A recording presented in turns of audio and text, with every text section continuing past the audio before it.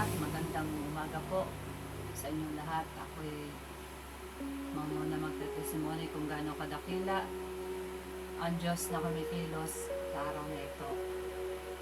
Maaga akong ginising ng Lord, is 2 o'clock to 2:30. Ginising kagad ako ng Lord ng maaga. Nagbasa ako ng Bible.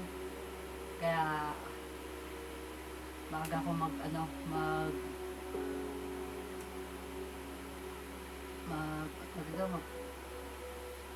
mag-online. Kaya napakabuti at dakila ng Diyos. Talaga nag-worship ako. Ang sarap pala pagka madaling araw kang ginigising ng Panginoon upang magbasa ng salita niya at manalangin at mag-worship. Kaya lumakas ang aking spirit. Kagabi talagang umaga pa lang inantok. Umaga na ako natulog. Naantok na kagad ako. Palagigisingin pala ako ng Lord ng maaga. Kaya nakapagbasa ako ng salita ng Panginoon. Kayo po ba ay nagbabasa ng salita ng Panginoon? Napakalaga po yan, yung pagbabasa ng salita ng Panginoon. Doon tayo lumalakas. At nagpapasalamat din ako sa Panginoon dahil inanuhan niya ako ng magbuo ng kanta. Nakabuo ako ng kanta para sa Panginoon. Kakantahin ko po yan. Ako po yung kumanta na sinulat ko po anong revelation ng God sa pag-awit. Kaya pinagpray ko din kanina, sabi ko, Lord, na makanta ko na yung gusto kong kantahin na ginawa ko po para sa iyo. Kaya masarap po compose na kanta. Para pag sa preaching ko maikanta ko yun, kailangan mo nang i-practice ko na maigi bago ko kantahin sa YouTube. Bilang po sa Diyos po ang lahat ng kapurihan. Tayo ngayon dadako ngayon sa ating topic na pagmamalasakit ng Diyos sa tao. Yan po yung topic natin. Makikita po natin yan sa Roma chapter 8 verse 28. Sabi dito, alam natin sa lahat ng bagay ay gumagawa ang Diyos para sa mabuti kasama ang mga nagmamahal sa Kanya. Sila ang tinawag ayon sa Kanyang layunin. Pero bago po yan, tayo po manalangin muna para gabayan tayo ng Diyos sa ating mga panalangin at maunawaan natin ang mensahe ng Panginoon. Tayo manalangin. Amang Diyos na makapangyarihan sa lahat na may likha ng langit at lupa. Sa araw na ito, lumalapit po ako sa iyo, Lord, nagpapakumbaba. Patawarin mo po ako sa aking mga nagagawang kasalanan. Hindi man ito sinasadya sa isip, salita at sa gawan. Jesus' name. Salamat, Lord God, sa pagpapalang binigay mo, kalakasan, sa blessing, Panginoon. Salamat, Lord, na ginising mo ako ng maaga upang ako yung manalangin at magbasa ng iyong salita. Salamat, Lord God, sa mga revelation mo, sa mga pagpapaalala mo, Panginoon, sa panalangin, Panginoon. Salamat, Lord God, na nandyan ka, na hindi mo kailanman pinapabayaan ng iyong mga anak, Panginoon. Kaya sa araw na ito, Lord, itago mo ako sa iyong likuran at langisan mo nga kilabi sa paghahayag ng iyong salita. Laban mo po ako ng knowledge, wisdom, divine authority, and discernment. Ang kapangyarihan mo, Father God, ang siyang pumilos, Panginoon, sa bawat makakinig. Na ito'y tumimo sa puso nila ang mensahe mo, napakahalaga ang iyong pakikinig sa iyo ng iyong mga salita, Panginoon, na ikaw ang siyang pukilos, Panginoon. At patuloy ang kapangyarihan mong dumaloy sa bawat anak mo na nakakinig ng iyong salita sa araw na ito. Ang banal na Espiritu mo, Lord God, ang siyang pumilos sa kalagitnaan. Holy Spirit, inaanyahan ka po namin. Ang kapangyarihan mo ang siyang dumaloy, Panginoon, sa pangalan ni Jesus. Amen.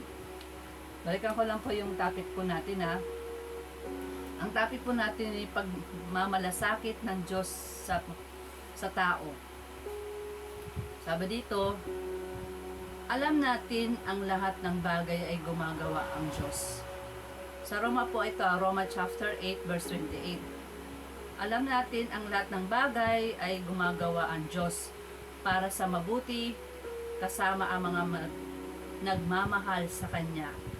Sila ang tinawag ayon sa Kanyang layunin. Ang sabi dito ng Panginoon, maaring nakakapaghina ang mga pagsubok sa buhay, ngunit pinangako ng Diyos na ang Pinangako ng Diyos na sa mga umiibig sa Kanya, lahat ng bagay ay Kanyang iinamin. Kahit hindi na natin lubos na maunawaan, kayang bigyan kabuluhan ng Diyos ang bawat sakit na nararanasan natin.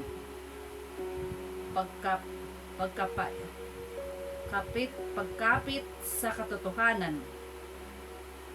Ito ang nagbibigay pag-asa sa mga pinakamadilim nating sandali. Amen po ba?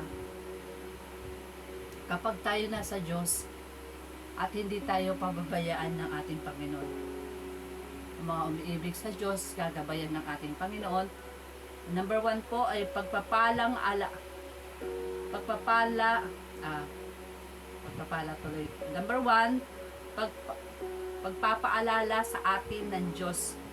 Buksan po natin ang Hebreo chapter 13 verse 16.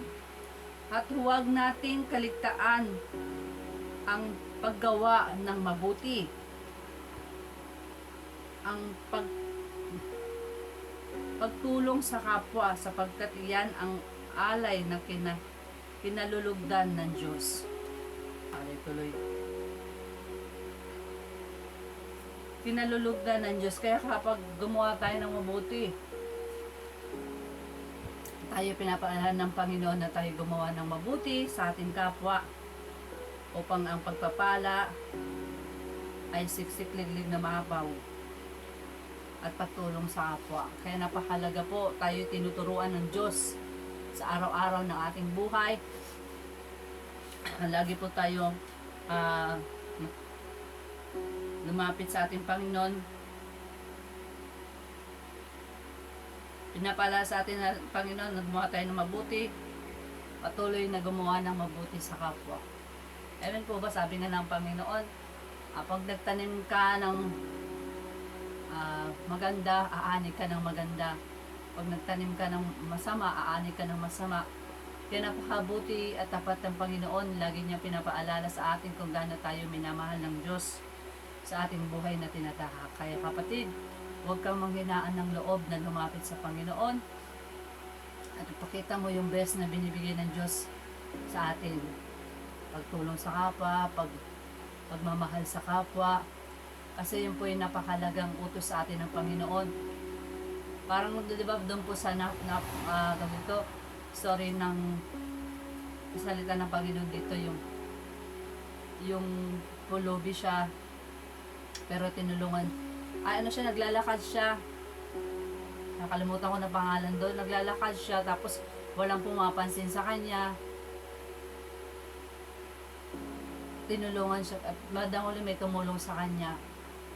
Amen po ba? Kaya, ang nais ng Panginoon na tayo'y nagtutulungan, nagkakaisa, mga bilang Kristiyano sa mga kapwa natin. Napakalaga po yan kasi yan po ay napaka utos ng ating Panginoon na tayo'y magkaroon sa Kanya ng pagmamahal sa kapwa.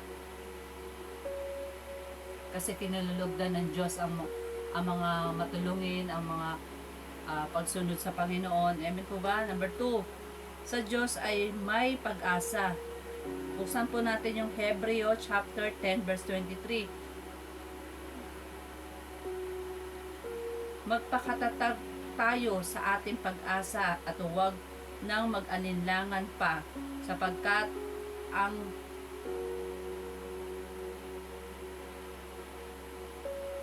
pangako sa atin ay maaasahan. Amen po ba? Magpakatatag tayo at hindi mawalan ng pag-asa. Huwag tayo mag-alinlangan. Kapag nasa Diyos ka na, huwag kang mag-alinlangan na lumapit sa Panginoon. Anumang pangangailangan mo, isusupply ito ng Panginoon. Kailangan hindi ka nag-aalinlangan. Amen po ba? Napakalaga po, meron tayong tunay na relasyon sa Diyos. Lahat ng pangangailangan mo, ang Diyos ay kumikilos. At maging matatag tayo sa mga pagsubok na nararanasan natin sa mundo na ito.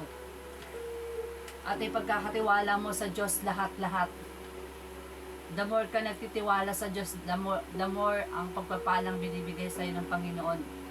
At kailanman hindi dapat tayo nag-aalinlangan. Sabi nga namin, Panginoon, kapag tayo nag-aalinlangan para tayong alon sa dagat na tinatangay, kailangan tayo hindi nag-aalinlangan sa ating Panginoon na lumapit sa Kanya. Lord, may magagawa ka ba? Lord, tulungan mo ko. Kaya dapat natin ilapit ang lahat ng ating mga problema, pagsubok sa ating buhay, dahil ang Diyos ay nariyan sa mga sakit karamdaman. Ako po, marami akong beses na sabi ko, Lord, pagalingin mo lang itong operasyon ko sa aking kaay. Tulungan mo ko, gusto ko talagang humayo. Kasi bilang tinawag tayo ng Panginoon, yung pagka-calling sign ng Panginoon, dapat natin gampanan bilang mga Kristiyano. Amen po ba? Kaya sa mga pagsubok na nararanasan natin, maging matatag po tayo. Huwag tayong susuko. Kasi sa mga pagsubok na yan, doon tayo dinadalisay ng Panginoon. Kung tayo ba ay tunay na mananampalataya o susuko ba sa mga pagsubok. Sa Diyos ka mayroong pag-asa, sa tao. Kapag sa tao ka umasa, paasa lang yan. Sa una lang yan, paasahin ka bandang huli. Mawawala na yung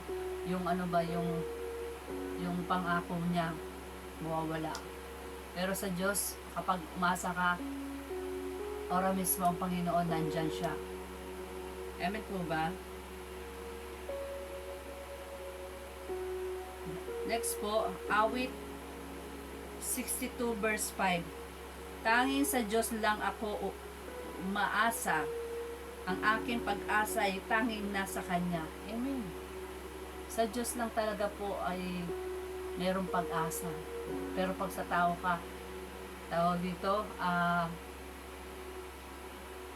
mawawala yung mga salitang sinabi niya.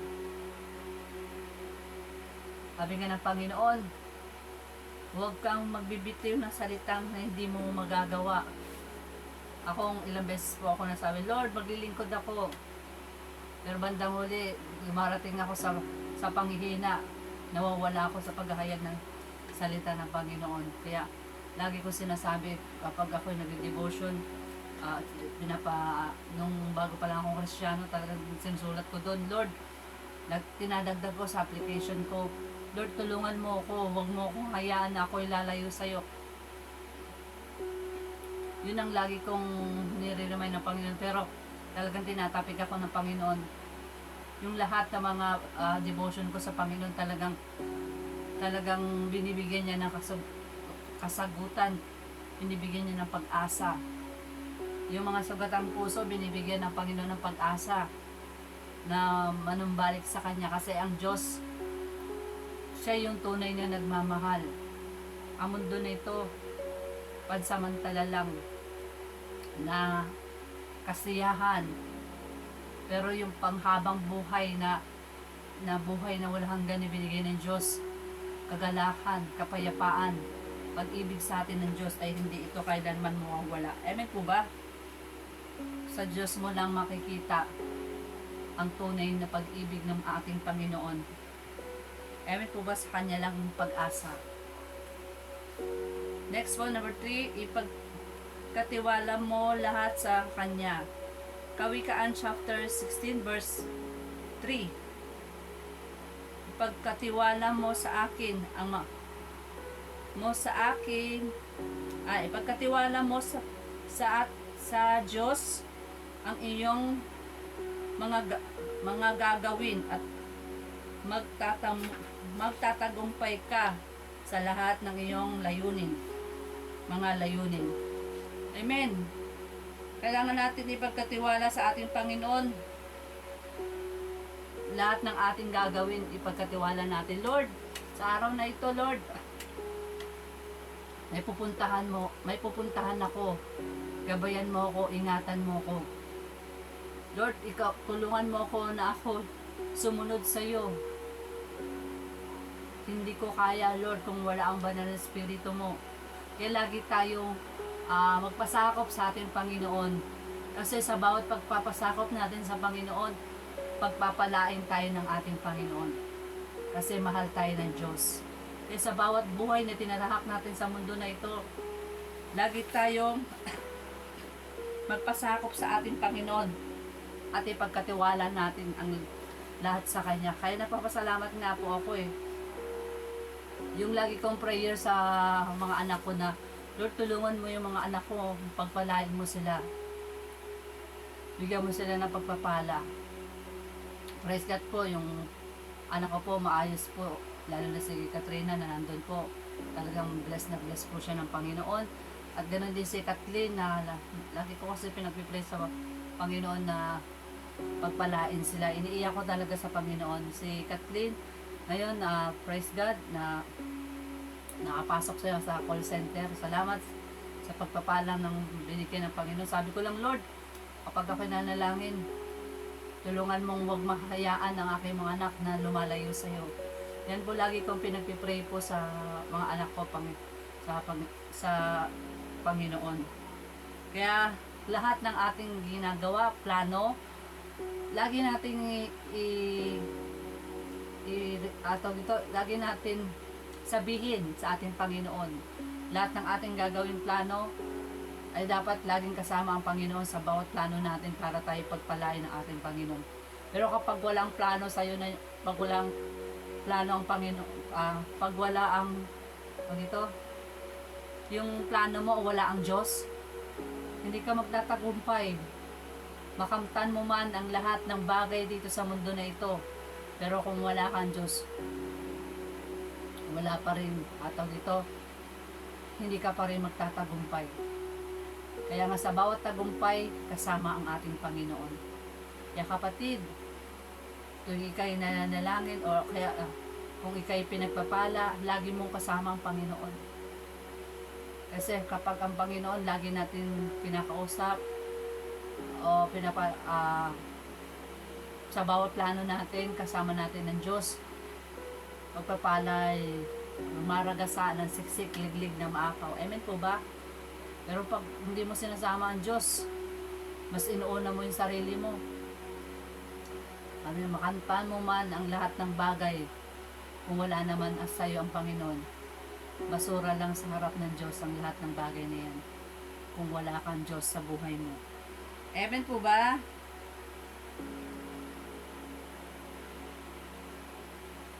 Lahat ng layunin natin sa Diyos ay pagkatiwala natin. Next po.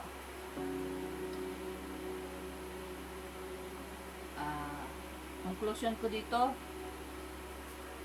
huwag kang matakot sa Isaias. Huwag kang matakot. Isaiah chapter 41. Alam po ko itong Bible. Alam po, Isaiah 41 verse 10. Ako isa sa iyo, huwag kang matakot. Iingatan kita at sabi doon, huwag kang matakot. Iingatan kita at ililigtas. Kita, basta din mo masyado kamsabi yung verse 9. Isaiah 41 verse 10. Sabi dito, ako isa sa iyo, huwag kang matakot. Ako ang iyong Diyos, hindi ka dapat mangamba. Palalakasin kita at tutulungan, iingatan at ililigtas. Amen. Kaya huwag tayong matakot kapag dumaranas tayo ng pagsubok. Dahil ang Panginoon nandyan. Huwag kang matakot kung ang kaaway ay ang kaaway is ang kaaway ay kumikilos sa iyo, pero ang sigad, sabi niya, ako isa sa iyo, huwag kang matakot. Ako ang iyong Diyos, hindi ka dapat mangamba. Sa buhay na tinatahak natin, huwag tayong matakot, huwag tayong mangamba. Dahil ang Diyos ay nariyan at nakikinig at iniingatan tayo ng ating Panginoong, at huwag kang mangamba. Amen po ba? Sa buhay na tinatahak natin, ang Diyos nandyan. Minsan lang tayo lumalayo sa Diyos, kaya minsan hindi natin maranasan ang presensya ng Panginoon kasi lumalayo tayo sa Panginoon. At anumang karamdaman mo, palalakasin ka ng Panginoon. Sabi dito, palalakasin kita at tutulungan at iingatan at ililigtas. Alam po ba? Minsan dumarating tayo sa kahinaan, pero ang Diyos ang nagpapalakas sa atin. Kapag tayo lumalapit sa Kanya, kapag tayo may pananampalataya sa Kanya, at pagtitiwala sa Diyos, palalakasin niya tayo. Anumang karamdaman natin, bibigyan tayo ng lakas ng ating Panginoon at siya'y magtatagumpay. Amen po ba? Pagtatagumpayan tayo ng Panginoon sa pamamagitan ng ating Diyos na makapangyarihan. Kaya kapatid, huwag kang matakot. Ulitin ko lang po yung verse na to, Isaiah 41 verse 10. Ako'y sa iyo, huwag kang matakot. Matakot, ako ang iyong Diyos. Hindi ka dapat mangamba. Palalakasin kita at tutulungan, iingatan at ililigtas. Amen po ba? Sa buhay na tinatahak natin, ang Diyos ay nariyan. Ang Diyos ay hindi nagpapabaya sa kanyang mga anak. Ang Diyos ay napakabuti sa atin. Hindi niya tayo hinahayaan na mapahamak. Bagkus tayo ginagabayan ng ating Panginoon kung tayong lalapit sa Kanya ng taos puso. Tayo ililigtas ng ating Panginoon. Kasi mahal tayo ng ating Panginoon. Amen po ba? Kaya napakalaga po na meron tayong relasyon sa ating Panginoon. Dagdag ko lang po ito. Verse 13 po ng Isaiah chapter 41 verse 13. Ako si Yahweh ang iyong Diyos, ang magpapalakas sa inyo. Ako ang nagsasabing huwag kayong matakot at tutulungan ko kayo. Amen. Manghina ka man, pero ang Diyos ang magpapalakas sa iyo. At huwag kang matakot sa buhay na tinatahak mo sa mundo na ito. May karamdaman ka man, anumang problema mo, sakit na nararanasan mo, pero si God nandyan. Lagi nagpapaalala at magbibigay ng kalakasan sa iyo. Nanghihina ka man, pero kapag lumapit ka sa Panginoon at nananalangin ka at nagbabasa ng salita ng Panginoon, palalakasin tayo ng Diyos. Amen po ba? Ang gusto ng Diyos na magkaroon tayo sa Kanya ng relasyon. Kasi gano'n niya tayo kamahal kung tayo merong pananampalataya sa ating Panginoon at huwag tayong sumuko sa mga pagsubok na nararanasan natin dahil ang Diyos ay hindi nagpapabaya, ay hindi kumakalimot sa atin. Yan lang po, sa Diyos po ang lahat ng kapurihan. Naway na unawaan niyo po ang ating topic sa araw na ito, na patuloy tayong umapit sa ating Panginoon dahil ang Diyos ang may likha ng lahat ng bagay dito sa mundo na ito. Tayo manalangin. Amang Diyos na makapangyarihan sa lahat ng may likha ng langit at lupa. Sa araw na ito, na ikaw ang maparangalan, ikaw ang may taas sa aking buhay, Panginoon. Lord, patawarin mo po ako sa aking mga nagagawang kasalanan, di man ito sinasadya sa isip, salita at sa gawa. In Jesus' name. Salamat Lord God sa araw na ito na ginising mo ako ng maaga upang ako'y magbasa ng iyong salita, Panginoon, na nandyan ka, na hindi mo po ako pinapabayaan, Panginoon, sa mga pagsubok na naranasan ko, Panginoon, na ikaw ang lagi nagpapaalala, na ikaw ang tunay na nagmamahal sa akin, Panginoon. Kaya salamat Lord sa kalakasan na binibigay mo, Panginoon. Dalangin ko lang, Panginoon, sa bawat mga taong nakakakinig ng iyong salita, Lord, ano mga problema nila, Lord, na hindi dapat sila sumuko, magpatuloy na manalangin at magbasa ng iyong salita.